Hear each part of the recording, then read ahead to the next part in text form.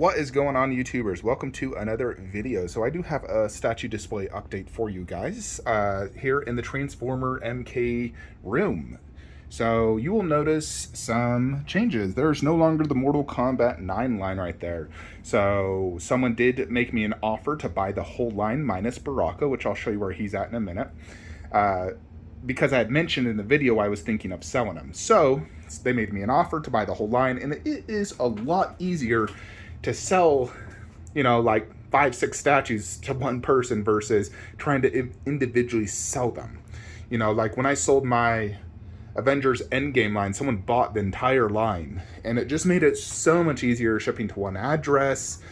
I was able to put all of them in one giant box, and it just made it so much less stressful for me. So the fact that a person offered to buy the whole line, I accepted the deal, sold it. And now, as you can see, I've moved the turtles here. Now, the turtles did not fit 100% perfectly due to the depth. They are quite deep.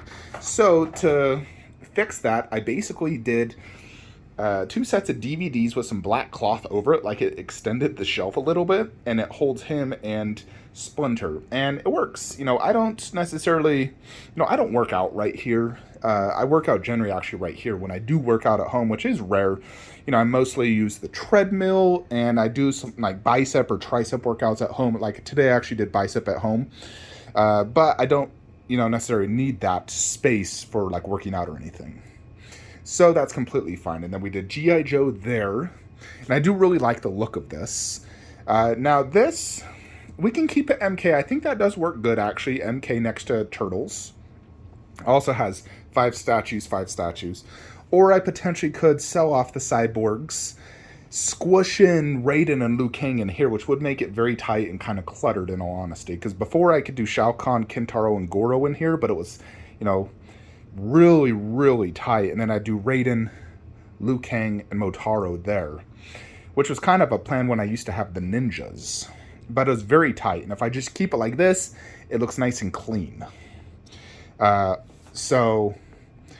If I was to, let's say, for example, sell the cyborgs, then it would free that space up for, let's say, Khaleesi and Jon Snow, or Bruce Lee and Bruce Lee Bust. However, Bruce Lee Bust is incredibly expensive, so I'm just not sure I want to go down that rabbit hole, especially putting a $4,400 bust underneath a garage shelf.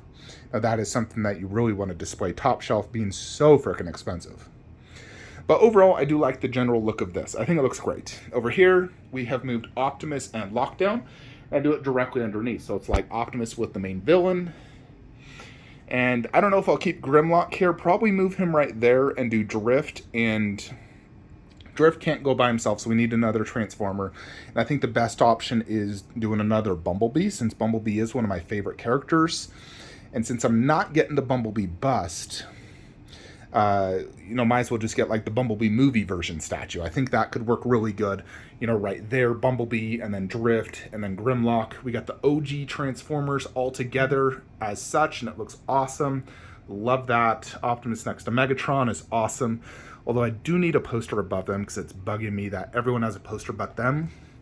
I could technically move these 2 posters over there, or just do an Optimus versus Megatron poster there, which I might just do one poster of them versus each other. And then here in this spot is where we're going to do Dark Side of the Moon Megatron. And there's exactly about 27.5 inches width space for him. So he will fit. His shotgun will go slightly behind Starscream, so it'll actually look really good and should pair better than that Megatron. That Megatron, his gun was incredibly close to his rockets, but the other Megatron, the way it is angled, the shotgun, it should work really good. And then right here is where we'll do Jetwing Optimus. Now I can scoot Sentinel Prime over to the right about 4.5-5 inches if I need to, but I don't think I'll need to. I think where I have it is fine, and we should be able to fit Optimus there because his base is smaller than Shockwave's. I believe it's about the same size without the drillers, which is about 26 inches, and there's 30 inches of space there. So yeah, this back wall is just going to be my ultimate grails, really, because I believe Megatron, Shockwave, Optimus, Jetwing, and Sentinel are going to be the 4 best Transformer statues out there. Not doing duplicate characters like Optimus, Jet Power, or that Optimus. So overall, I do think this works really good. You know, when selling the MK9 line, I did not lose any of like characters because I kept Baraka. We sold Scorpion and Sub-Zero, 1/4 and Bust, which I already have with MKX, and Shao Kahn I have with Classic. Katana we have with 1/3. So we no longer have any girls in 1/4 scale, which is fine. I'm just having them in 1/3. Still not sure about Jade. I don't think she's necessary. And this is what we've done with Baraka.